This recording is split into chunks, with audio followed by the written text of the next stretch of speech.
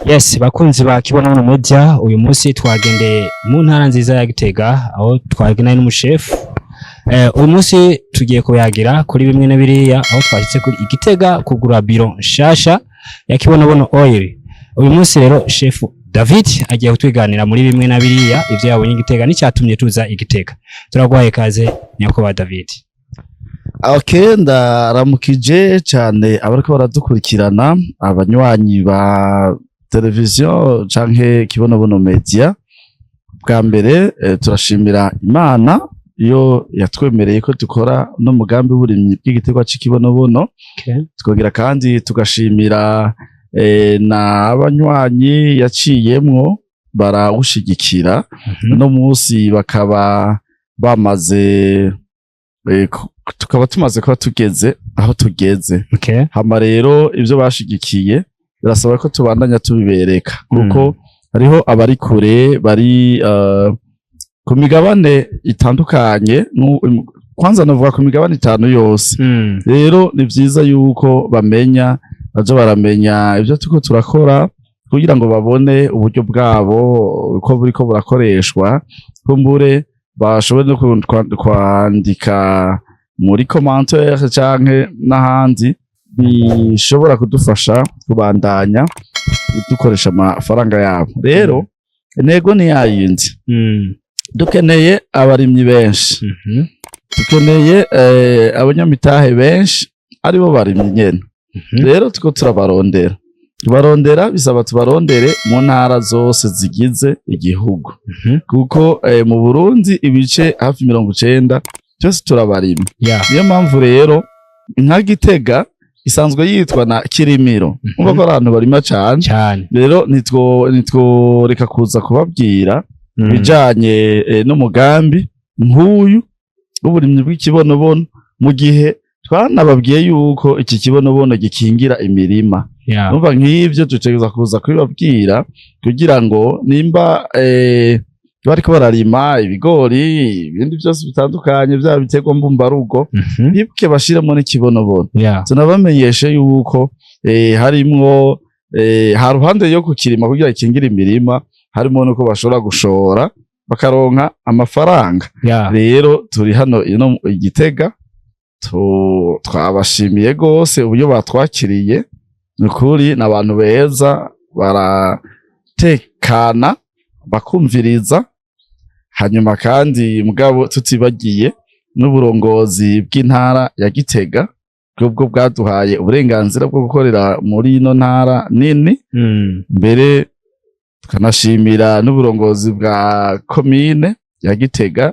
No munsi ni ku mugwa mukuru wa politiki baduhaye uburenganzira bwo kurangurira iyi mirimo yacu hano muri kino gisagara.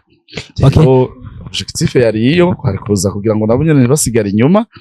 Tunibutse n'abanyagitega bari hirya no hino kugira ngo nabo nyene baze bifatanye na bene wabo mu guteza imbere uburimyi bw'ikibonobono mu ntara ya Gitega no mu Burundi bwose. Twabonye hariho bamwe batawe umugambi, twasanze bamaze bariko basansibiza abandi.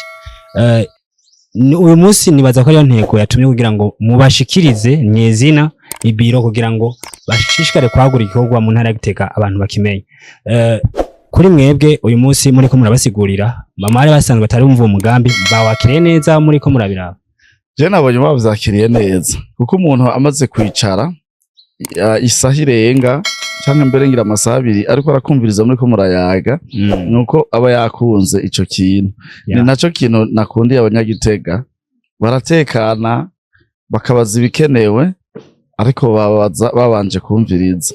Yego rero je nabonye ari sawa, babishimye kuko twavuye cyo tugenda n'ahari biro tubasanze arantu heza kandi hari abamama beza bamaze kutwumva b'abanywanyi bacu.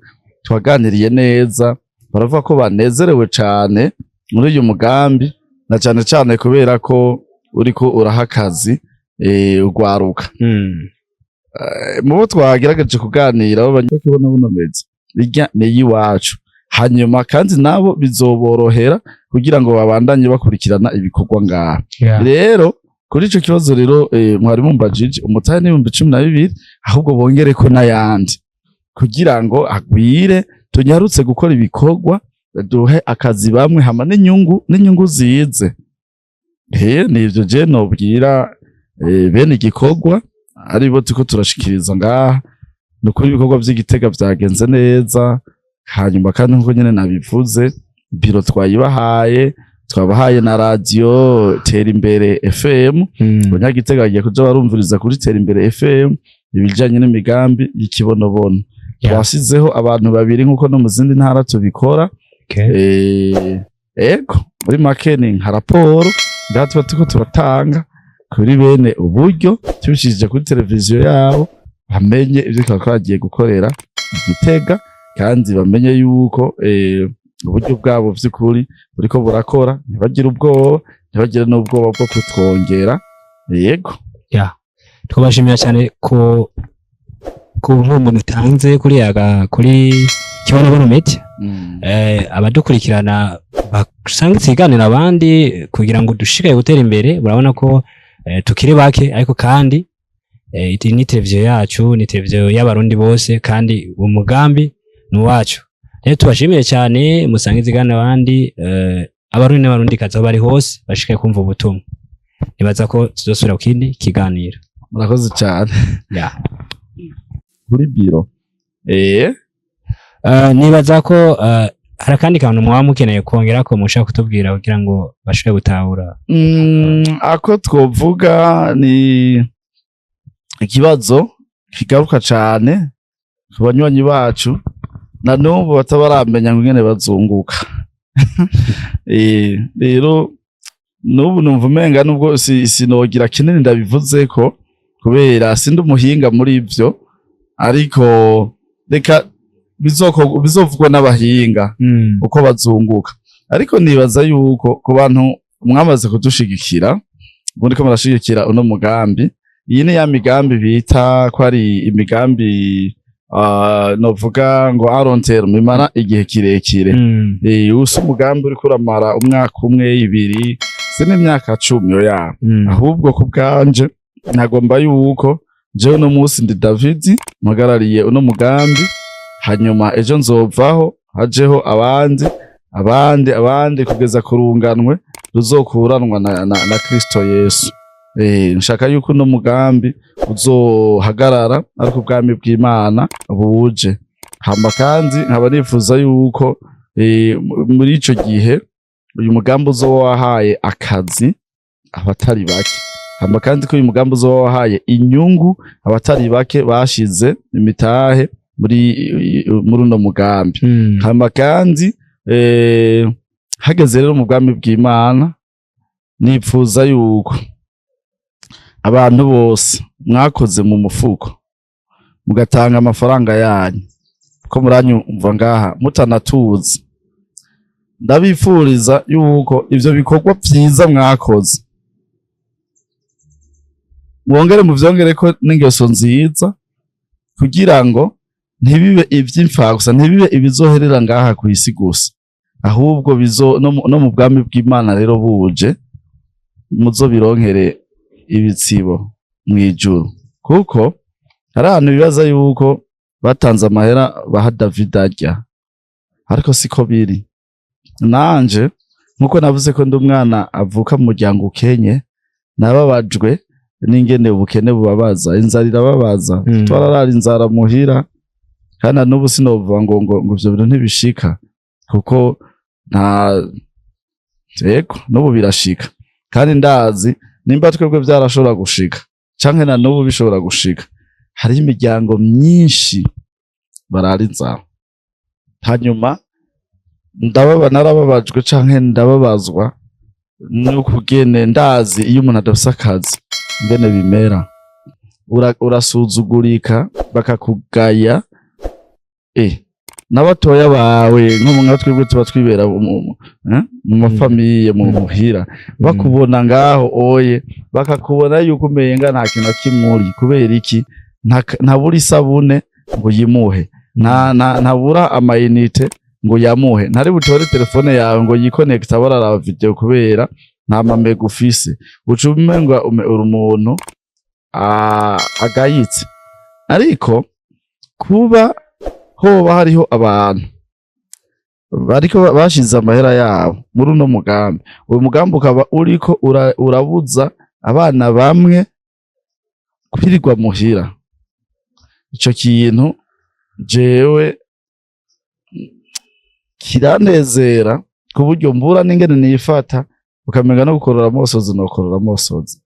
Ico gituma rero nifurije abamaze gushira amahera yabo ngaha, igikorwa ciza mwakoze, mumenye yuko ubwami bw'Imana nibwaza nibwashika muzobihererwa ibitsibo.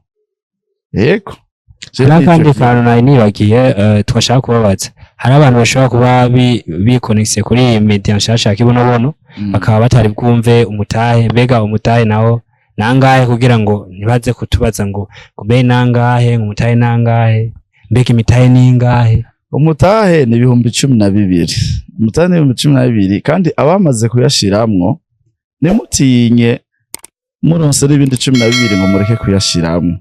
Ayo mahera yanyu ari ni kibazo bambajije Gitega kuko aho tugiye kugurura biro hose tubanza kuja kuri tere tugaca tugenda muri biro.